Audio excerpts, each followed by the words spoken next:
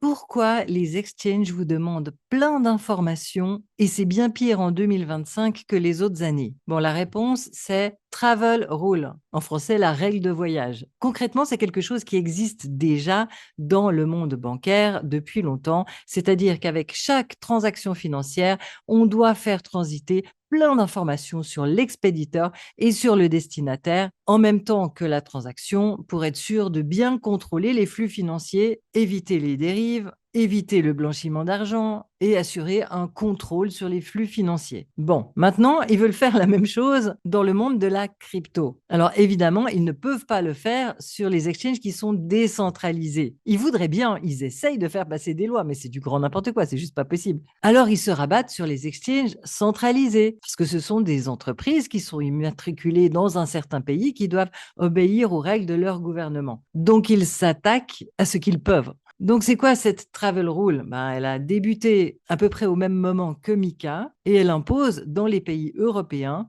de contrôler les flux financiers. Donc, tout d'un coup, des transactions qui pourtant en passaient bien auparavant ne passent plus, sont bloquées et l'émetteur vous demande des preuves que le destinataire est bien un compte qui vous appartient, si c'est un compte qui n'est pas sous leur contrôle. Et dans l'autre sens, on peut vous bloquer vos fonds entrant jusqu'à ce que vous validiez qu'ils proviennent d'un compte qui vous appartient réellement, si c'est un compte de nouveau qui n'est pas sous leur contrôle. C'est comme de passer une frontière. À l'intérieur de la cage, il y a tous ceux qui sont validés PSAN, MiCA en Europe et qui donc doivent de toute façon transmettre toutes les informations au gouvernement. Donc là, il y a un contrôle total. Ils connaissent tout de vous. Mais dès qu'on est sorti de ce cercle, pour passer cette frontière et arriver dans le monde libre, les autres exchanges du monde entier, eh bien là, ils ont une perte de contrôle. Et là, c'est la panique. Donc, ils ont mis des règles très strictes. Et c'est pour ça que vous avez tous ces blocages, ces tracas administratifs. Et pour ça, la France, je suis désolée, c'est le pays le pire du monde. Et je suis de tout cœur avec vous, avec tous ces tracas administratifs. Mais la bonne nouvelle, c'est qu'une fois que vous avez montré patte blanche et que vous avez ouvert un chemin avec un autre exchange du monde libre,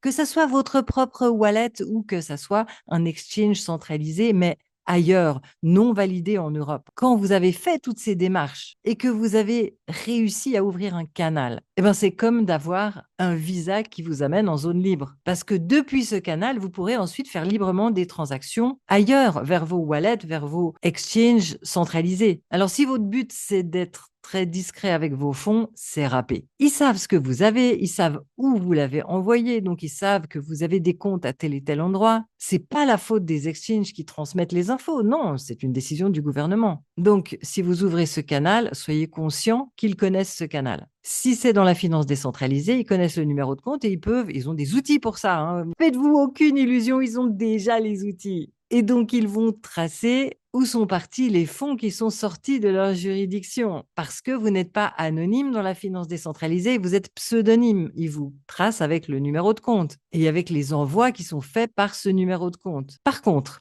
si votre canal va vers un compte d'un exchange centralisé qui est dans la zone libre, après, ils ne peuvent plus tracer ce que vous faites avec les fonds. Alors, vous ne pourrez pas échapper à l'impôt. Ils savent très bien que vous avez ces fonds. Par contre, l'avantage, c'est que vous aurez beaucoup moins de tracas administratifs dans la zone libre. Et il y a aussi un avantage au niveau de la sécurité, parce que des pirates ne seront pas informés de où sont vos fonds. Je me fais aucune illusion au sujet des failles de sécurité et du piratage qui pourrait se produire au niveau des gouvernements. Ils sont pas si bien sécurisés que ça. Il y a toujours une faille quelque part du moment qu'il y a des êtres humains. Et là, il y a un pot de miel avec tellement d'infos rassemblées au même endroit qu'évidemment, ils vont se faire attaquer. Et donc, c'est une brèche de sécurité d'avoir toutes ces informations financières au même endroit. Donc, si vous avez réussi à créer un chemin vers la zone libre et ensuite à faire vos transactions à différents endroits dans la zone libre, un pirate qui viendrait piquer les infos du gouvernement quelque part en Europe